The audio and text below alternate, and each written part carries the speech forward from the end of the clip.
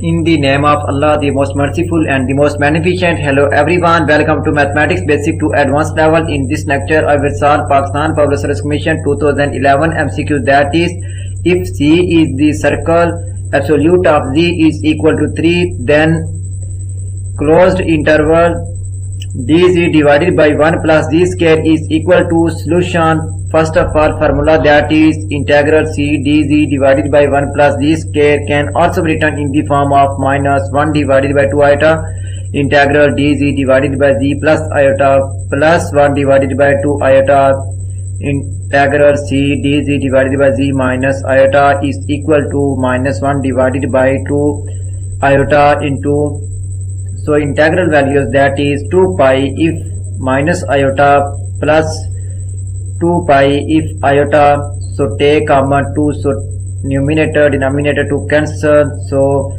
minus pi into 1 plus pi into 1, so minus pi plus pi is equal to 0. So option C is correct. If you like my lecture, then please subscribe, share, like and press bell icon for latest update on my YouTube channel. Thanks for watching my YouTube lecture. Okay, Allah Hafiz.